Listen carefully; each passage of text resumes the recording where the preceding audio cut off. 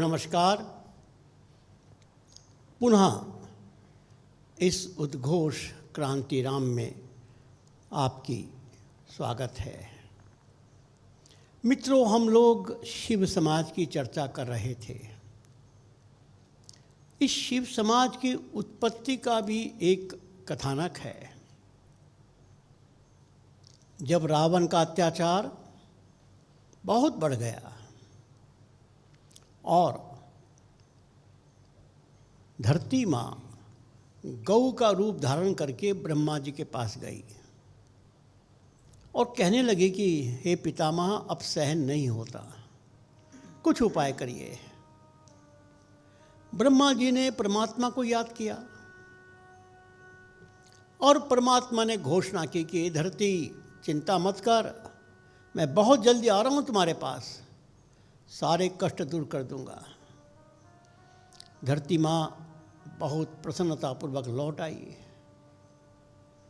लेकिन ब्रह्मा जी ने यह घोषणा सुनने के बाद देवलोक के देवताओं की एक मीटिंग की, एक सभा की और कहा कि देखो, परमात्मा ने धरती पर जाने का वचन दे दिया है और रावण का पराभव करने के लिए वे प्रयास करेंगे, लेकिन उनका कार्यकर्ता कौन बनेगा? ये जिम्मेवारी तो हमारी है। इसलिए देवलोक के सभी देवताओं को ब्रह्मा जी ने आदेश दिया, जाओ पृथ्वी लोक में अपने अपने अंशावतार में जन्म लो और जहाँ पहाड़ है, जहाँ नदी है, जहाँ जंगल है, वहाँ जाकर बस जाओ। जब परमात्मा आएंगे, अपना अभियान शुरू करेंगे, तुमको उनका कार्यकर्ता बनना है।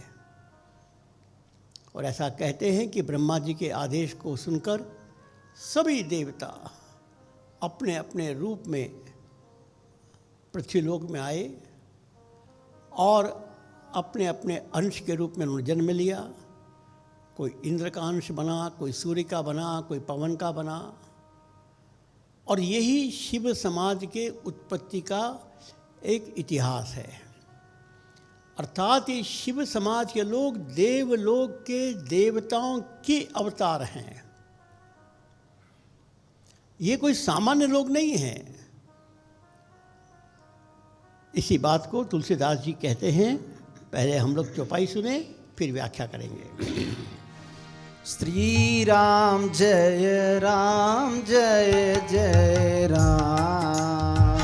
श्री राम जय जय राम। श्री राम जय जय राम। श्री राम जय जय राम।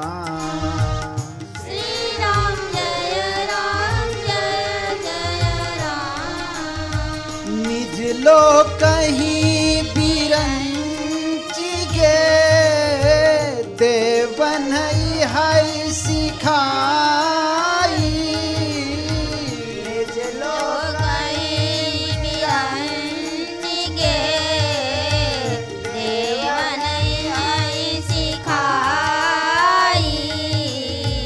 बानर तनु धरी धरी मही, हरिपद से वहु जाई। वानर तनु धरी धरी मही, हरिपद से वहु जाई। जो कछुआय सुब्रह्मा दीन्हा, हर से देव विलंबन कीन्हा। जो कछुआय सुब्रह्मा दीन्हा, हर से देव विलंबन कीन्हा। बनचर देह धरी क्षिति माही, अतुलित बल प्रताप तिन्ह बाही। बनचर देह धरी क्षति माही,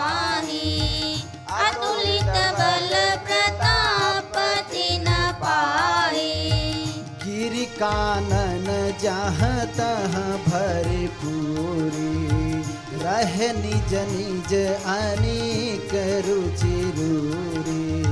गिरि कानन जहाँ तहाँ भरपूरी, रह निज निज अनेक रुचि रूरी।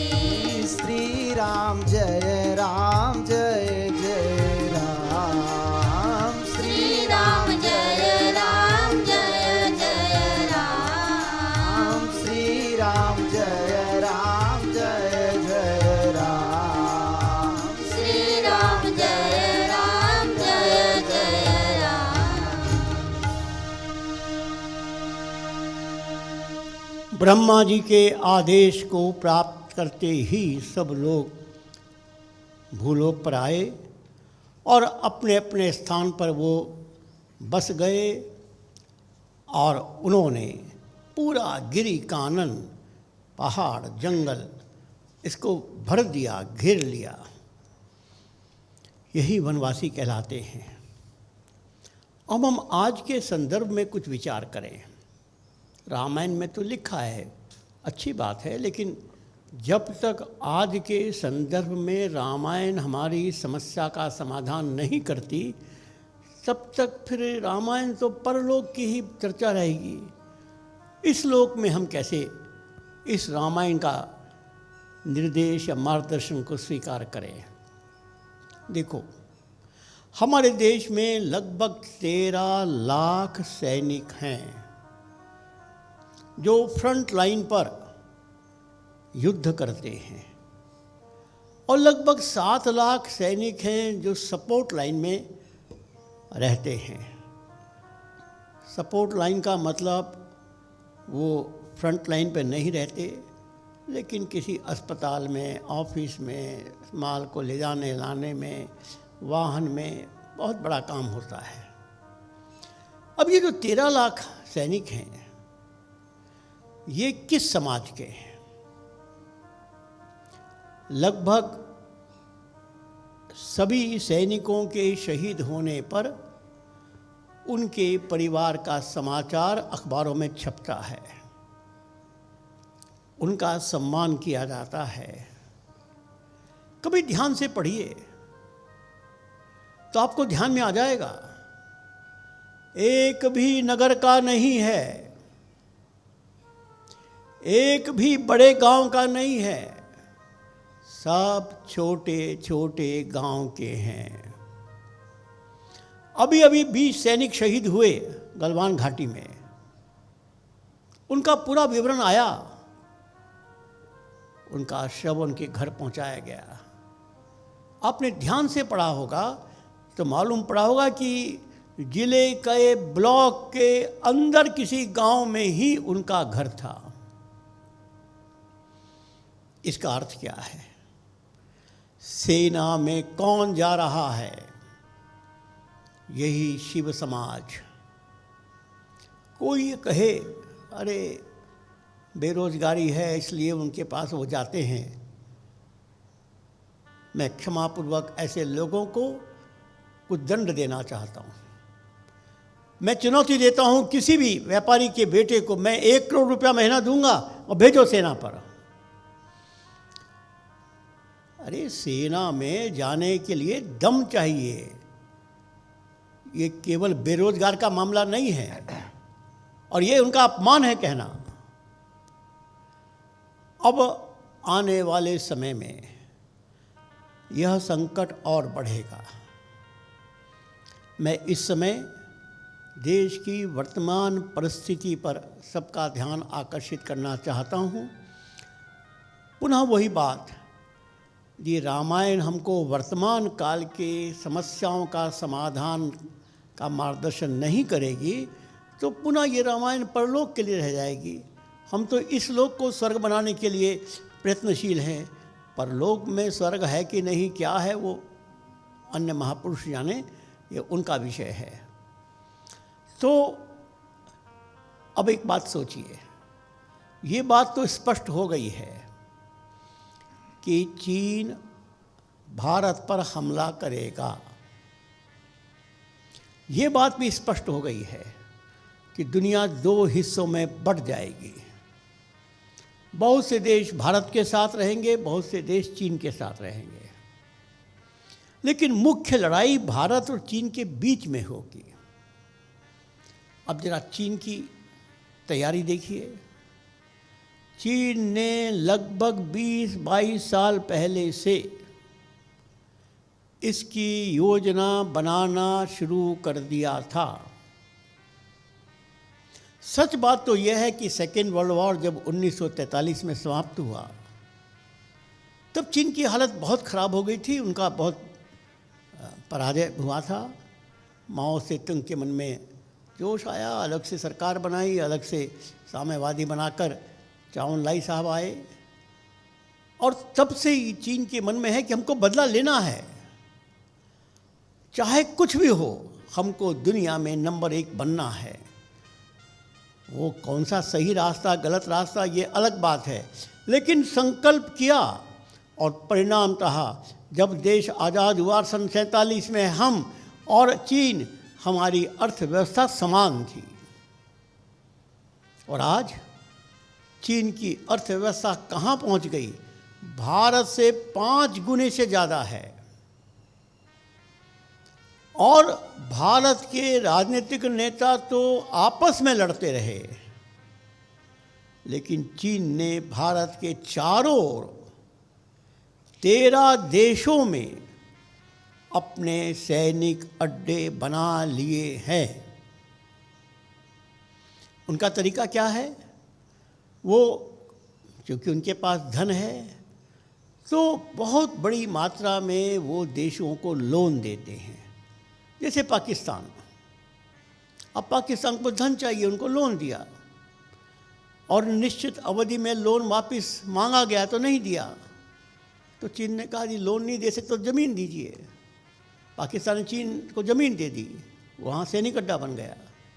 यही बांग्लादेश, यही श्रीलंका, यही बर्मा, यही सब चारों ओर के देशों में, पाकिस्तान और नेपाल की चर्चा हम सब सुनते हैं। तो चीन ने भारत के चारों ओर अपने सैनिक अड्डे बना लिए हैं। भारत के उत्तर में हिमालय है, और हिमालय से पार करके भारत से लड़ना ये कठिन है। इसलिए चीन ने नेपाल को अपना उपनिवेश लगभग बना लिया है, और नेपाल में वो सड़क बनाने के लिए प्रस्तुति हो गई है। ये सड़क ही चीन की रणनीति है। जब तिब्बत चीन के पास गया, वास्तव में तिब्बत एक स्वतंत्र राष्ट्र था। हमारे भारत के ही पंडित नेहरू जी के, मैं तो मूर्खता ही कहूँगा, चाओ लाई के प्रति उनकी मित्रता ने तिब्बत चीन को दे दिया, और चीन ने बड़ा विश्वास दिलाया कि हम ये करेंगे वो करेंगे। चाओ लाई चीनी हिंदी भाई भाई के नारे लगाकर नेहरू जी बहुत खुश थे। लेकिन क्या किया? तिब्बत के शासन को लेने के बाद चीनी सरकार ने तिब्बत वालों को कहा भाई हमें एक सड़क बनानी है जिसमें कि हम आपका ही लाभ करेंगे। अब तिब्बत के लोग सब बड़े सरल थे, ठीक है बनाओ सड़क। सड़क बन गई, और सड़क पूरे बनते ही उस सड़क पर पूरी चीन की सेना आकर बिखर गई, सारे तिब्बत को ध्वस्त कर दिया, सारे बौद्ध मठों को ध्वस्त कर दिया। और वहाँ का जो प्रमुख था दलाई लामा, लाखों लोगों के साथ उनको निकलना पड़ा, भारत में शरण लेनी पड़ी। क्या क्या अत्याचार हुए रोज अखबार में आते हैं। वो पहले सड़क बनाता है और सड़क बनाने का प्रलोभन देता है, वही वो पाकिस्तान में कर रहा है, वही वो नेपाल में कर रहा है जो तिब्बत में किया। अब दुर्भाग्य है पाकिस्तान का और नेपाल का, उनको तिब्बत मालूम होने के बाद भी, क्योंकि चीन ने पहले से ही उनके समाज में अपने एजेंट भेज दिए थे, इसलिए ये दोनों देश उनके सामने नतमस्तक हैं। दुर्दशा यहाँ तक कि चीन में एक प्रांत है जहां लगभग 10 लाख मुसलमानों को गिरफ्तार नजरबंद करके उन पर अत्याचार हो रहे हैं, और पाकिस्तान शांत है, सारा मुस्लिम जगत शांत है। 10 लाख, क्योंकि चीन से सबको आर्थिक सहायता चाहिए। तो चीन ने चारों ओर से अपना घेरा बना लिया। अब समुद्र के रास्ते पर जो दक्षिण चीन सागर है, उसमें भी चीन ने कृत्रिम द्वीप बनाकर अपने सैनिक अड्डे बना लिए हैं, और इसी के लिए अमेरिका का एक बहुत बड़ा बेड़ा अभी वहाँ पर तैनात हुआ है ताइवान के पास। अर्थात चीन ने भारत को समुद्री क्षेत्र से और उत्तरी क्षेत्र से चारों ओर से हमला करने की तैयारी कर ली है। अब कल्पना करिए, एक दिन चीन पूरे भारत के चारों ओर से एक साथ हमला करता है, तो भारत के प्रधानमंत्री क्या करेंगे? इमरजेंसी घोषित करेंगे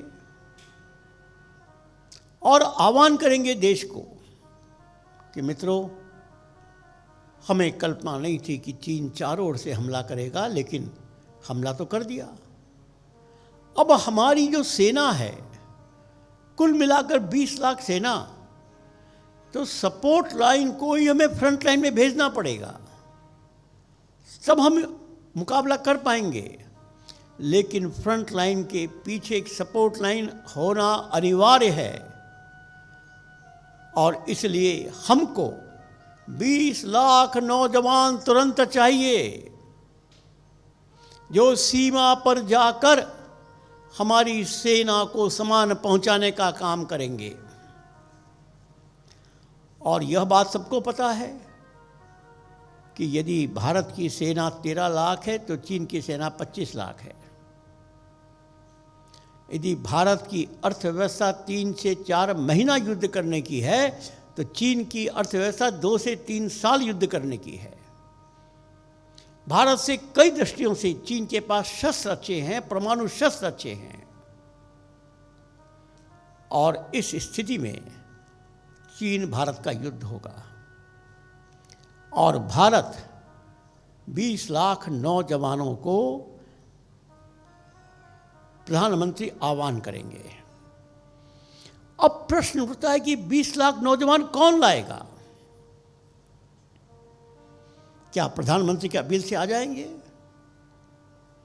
क्या किसी मुख्यमंत्री की अपील से आ जाएंगे?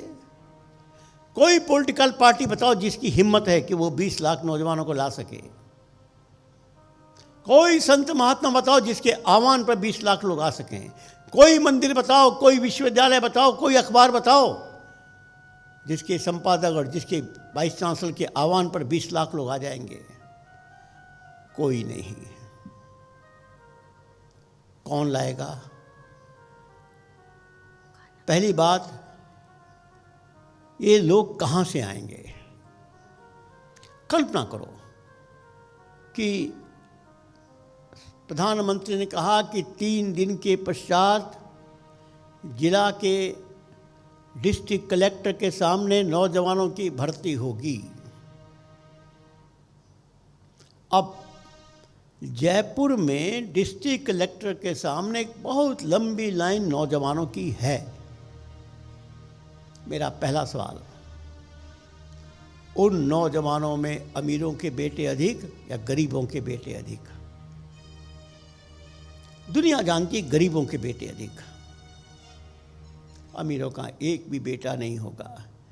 एक भी व्यापारी का बेटा किसी सेना में बंदूक लेकर सीमा पर गया, ऐसा मुझको तो नहीं पता है। और गरीब भी 3 प्रकार के। जयपुर में भी गरीब रहते हैं, जयपुर के आसपास बड़े बड़े गांव में भी गरीब रहते हैं, जयपुर से दूर छोटे छोटे गांव में भी गरीब रहते हैं। बताओ, बड़े शहर के गरीब अधिक, बड़े गांव के गरीब अधिक, या छोटे छोटे गांव के करीब अधिक। अनुभव बताया है कि छोटे छोटे गांव के गरीब ही सेना में जाते हैं। अब प्रश्न है कि इस देश में 4 लाख छोटे छोटे गांव हैं। उन 4 लाख गांव से 20 लाख नौजवान 3 दिन में युद्ध प्रारंभ हो गया है। सबको मालूम है कि वहाँ पर जाना माने जान की बाजी खेलना है। वह 20 लाख नौजवान कौन लाएगा? मित्रों, ये 20 लाख नौजवान वही लाएगा जिसने उनको दिल से प्यार किया होगा, जिसने उनका सम्मान किया होगा, जिसने उनके मन का हनुमान जगाया होगा, जिसने उनको क्रांति राम की समझाई होगी, जिसने उनको देशभक्ति का पाठ पढ़ाया होगा, जो उनके साथ समरस है, उसी की तो बात मानेंगे। और यह काम केवल एकल अभियान कर रहा है। अब कल्पना करिए, एकल अभियान अपने लक्ष्य में सफल नहीं हुआ, 20 लाख नौजवान नहीं आए, तो परिणाम हमको मालूम है, भारत हार जाएगा। और भारत हार जाएगा मतलब कुछ वर्षों में भारत तिब्बत बन जाएगा। कितने वर्षों के बाद ये तो घोषणा मैं नहीं कर सकता, लेकिन एक न एक दिन तो बनेगा। और शायद तब तक हम सरीखे लोगों की फोटो आपके कमरे के दीवार पर टंग जाएगी। उस समय का नौजवान क्या सोचेगा? हमारी फोटो पर वो फूल की माला चढ़ाएगा या आंसू की माला चढ़ाएगा? वो यही तो कहेगा कि हमारे पूर्वजों ने क्यों नहीं उस समय प्रयास किया, हमको गुलाम बनाकर चले गए। और गुलामी भी कैसी, तिब्बत से भी खराब। इसलिए हमारे आने वाली पीढ़ी हमारे ऊपर आंसुओं की माला न चढ़ाए, इसका संकल्प लेने का समय आज है, अभी है। हाँ, ये ठीक है कि इस समय आपको युद्ध में नहीं जाना है, लेकिन आपको इस वनवासी समाज से प्यार तो करना ही होगा, सम्मान तो करना ही होगा, उसकी चिंता तो करनी ही होगी। और मैं 40 वर्षों से इस वनवासी क्षेत्र में काम कर रहा हूँ और मैं विश्वास से कह सकता हूँ, आप उसको प्यार दीजिए, वो आपके लिए प्राण देने में सबसे आगे रहेगा। मैंने कुछ घटनाएं बताई, ऐसी अनेक घटनाएं हैं जिसमें इस वनवासी को प्यार करने वालों ने जब आह्वान किया तो वो उनके साथ खड़े थे। इसलिए मैं बारंबार ये कह रहा हूँ कि आने वाले इस समय में देश के सामने जो संकट है उसकी व्यवस्था करने का समय अभी है। आग लगने के बाद कुआं नहीं खोदा जाता।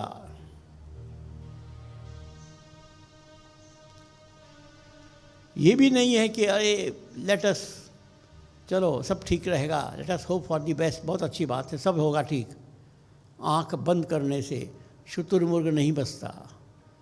शुतुरमुर्ग के बारे में कहा गया है कि वो जब दौड़ता है और उसके पीछे शिकारी दौड़ता है और रेत में वो रहता है, थक जाता है तो अपने मुंह को रेत में डालकर आंख बंद कर लेता, सोचता मैं सुरक्षित हो गया, और वो पकड़ लिया जाता है।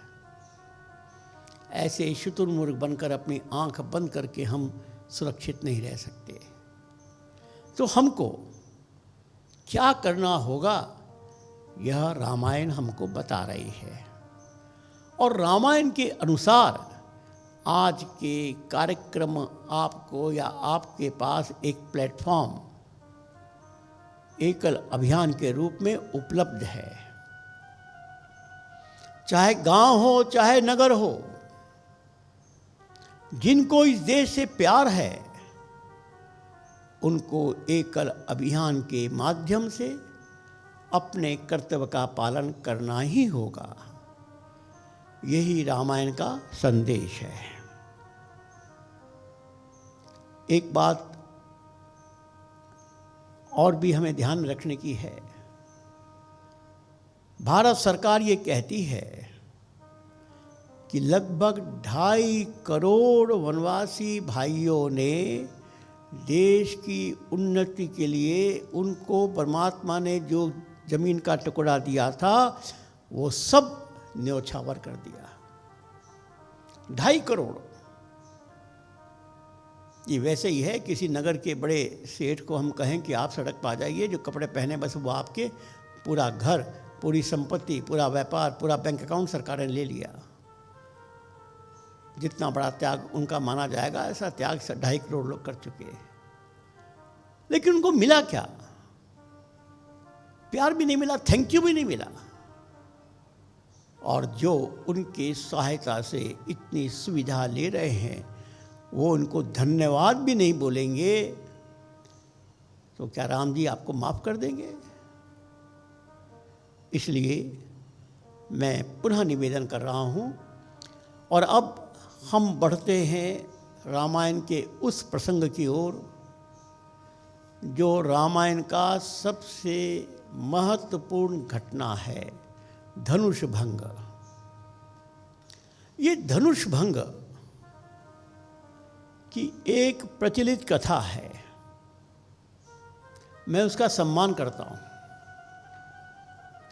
और मैं विनम्रतापूर्वक कहूँगा कि जो भी कथा इस समय प्रचलित है उसका विरोध मत करिए।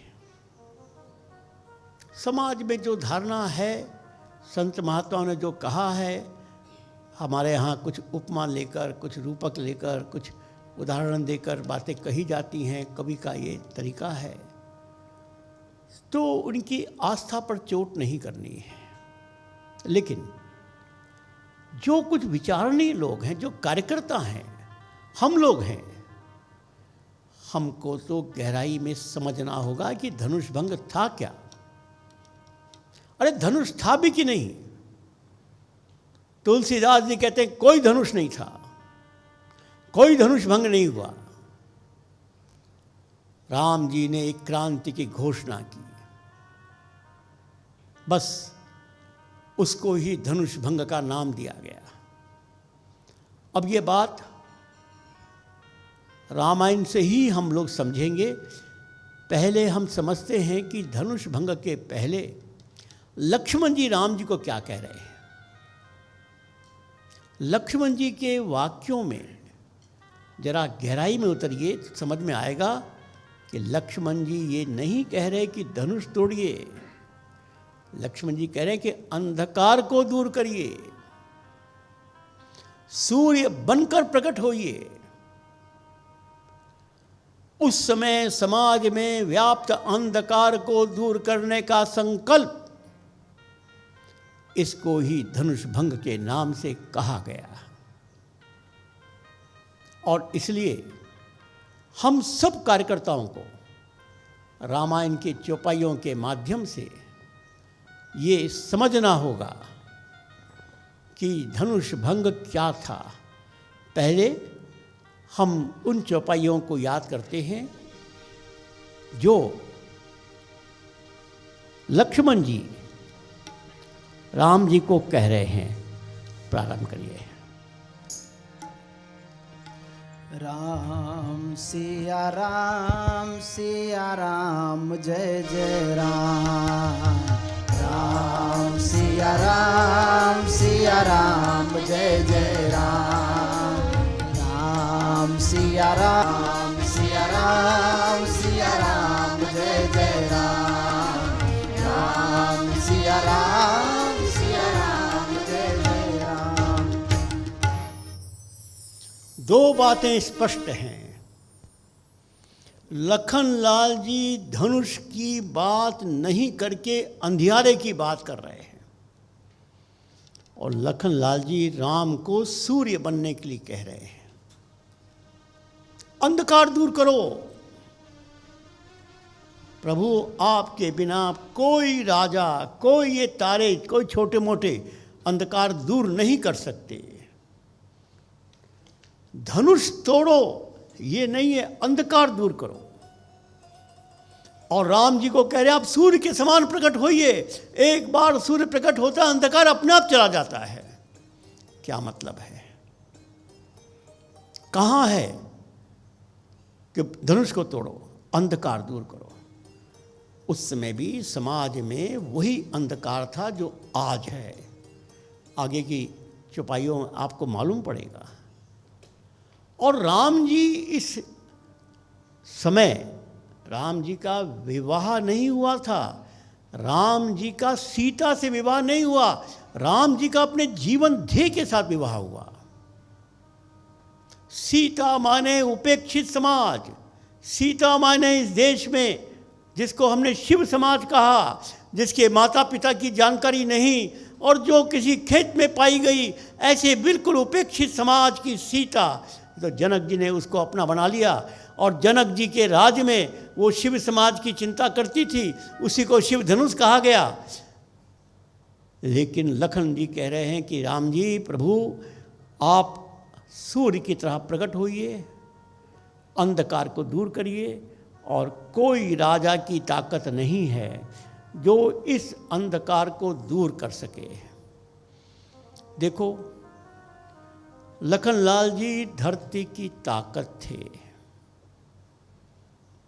जिसको जगाने के लिए हम सब प्रयत्न कर रहे हैं। और धरती की ताकत धर्म से कह रही है, हिंदुत्व से कह रही है, राम जी से कह रही है, सूर्य बनकर प्रकट होइए। जब तक हिंदुत्व, प्रखर राष्ट्र भाव नहीं प्रकट होगा, तब तक धरती की ताकत नहीं जगेगी। इसलिए लक्ष्मण जी सबसे पहले राम जी को कह रहे हैं। अब सीता जी राम जी से कह रही हैं। अब देखो, इस धरती की बेटी सीता जी, वो भी क्या कह रही है? कहीं नहीं कह रही कि धनुष तोड़ो। वो धनुष को कह रही है कि तुम अपने वजन को कम करो। गणेश जी, पार्वती जी, सब लोग मेरी प्रार्थना मानो और इस वजन को, इसके भार को कम करो, अपने भार को समाज पर डाल दो। क्या है इसका मतलब? कहाँ है कि धनुष तोड़ो? हाँ, धनुष, इसकी चर्चा स्वयं तुलसीदास जी अगली चौपाई में बताएंगे। धनुष कुछ नहीं था, धनुष रूपी जहाज में शिव समाज चढ़ा था। धनुष रूपी जहाज, ये उपमा थी। अर्थात शिव समाज, उसके अंधकार को दूर करने का राम जी ने संकल्प लिया कि जिसका कोई नहीं है। और वाल्मीकि रामायण में बोलते हैं जनक जी कि सीता जी का विवाह के लिए ये आए थे, वो आए थे, सबने इसका पता पूछा, मैं नहीं बता पाया। फिर हमने इनको अनियोजिन माला घोषित कर दिया, जो योनि से जन्म नहीं लिया उसको वीर शुल्का घोषित कर दिया, जिससे कुछ तो हो जाए। ये सब बोल रहे हैं। अर्थात सीता से विवाह करने के लिए कोई तैयार नहीं था, तो फिर ये धनुष तोड़ने की बात आई। और धनुष के रूप में एक रूपक बनाया गया। अब सीता जी क्या कहती हैं, आइए उनकी बात सुनते हैं। चलिए अगली बात।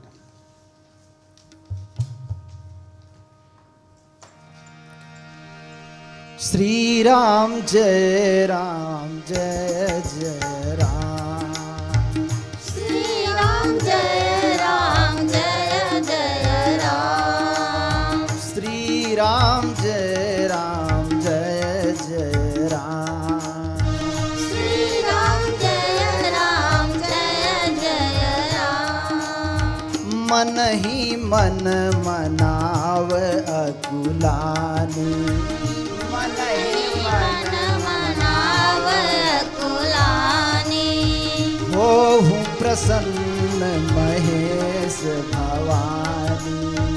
ओम प्रसन्न महेश भवानी। करहु सफल आपनि सेवकाई। करहु सकल आपनि सेवकाई। करहि तुहरहु चाप गरुआई। करहु चाप गरुआई। गणनायक वरदायक देवा। गणनायक वरदायक देवा। आज लगे किन्हें तुअ सेवा। आज लगे कीन तुम सेवा। बार बार बिनती सुनी मोरी। बार बार बिनती सुन मोरी। करहु चाप गुरु ता अति थोरी। करहु चाप गुरु ताति मोरी। निज जड़ता लोगन पर डारी। निज जड़ता लोगन पर डारी। हो ही हरुवर रघुपति ही निहारी। ओई हरऊ रघुपति निहारी। श्री राम जय राम जय जय राम। श्री राम जय राम जय जय राम। श्री राम जय राम जय जय राम। श्री राम जय राम जय जय राम। यहाँ एक बात ध्यान देने की है, सीता जी गणेश जी और भवानी जी से प्रार्थना कर रही हैं। ये दोनों शिव समाज के ही हैं, शिव जी की पत्नी, शिव जी के बेटे। क्यों? अरे उस समय विष्णु थे, उस समय बहुत से लोग थे, उनका भी प्रार्थना कर सकती थी, लेकिन सीता जी स्वयं शिव समाज से थी, इसलिए उनके सामने आराध्य भवानी और गणेश ही होंगे। और दूसरी बात, वो धनुष के भार को कम करने की प्रार्थना कर रही हैं। ये धनुष का भार कैसे कम हो सकता है? तो सोचिए, कोई एक वस्तु है, उसका कोई भार है और आप कहेंगे भार कम कर दीजिए, ये कहाँ व्यवहारिक है? वो वस्तु थी नहीं, वो एक उपमा थी। और सीता जी कहते हैं कि अपने जड़ता को लोगों पर डालकर तुम हल्के हो जाओ, क्योंकि रामचंद्र जी आ गए हैं। ये जड़ता को लोगों पर डालने का मतलब क्या है? सच बात तो ये है मेरे अनुमान से कि राजा जनक के विभिन्न विभागों में सीता जी शिव समाज का विभाग देखती होंगी। हर राजा के अंदर ऐसा डिपार्टमेंट होते ही हैं, और इसलिए शिव समाज की सारी बातों से वो परिचित हैं, उनकी जड़ता से परिचित हैं। वो धनुष इनके लिए बहुत आसान है, सीता जी के लिए, लेकिन बाकी राजाओं के लिए कठिन है। क्या मतलब है इसका?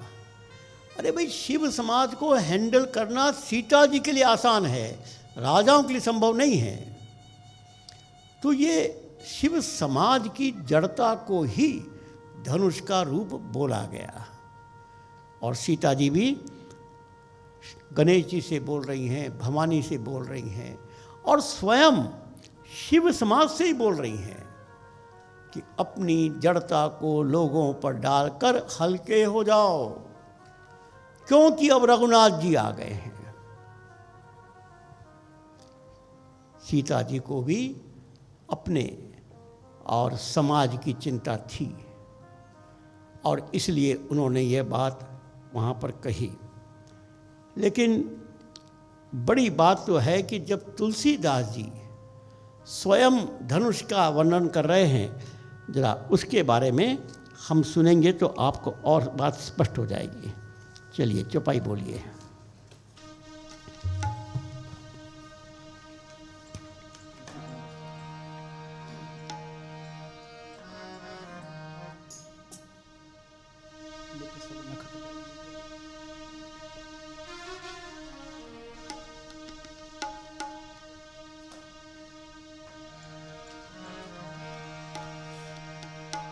श्री राम जय जय राम।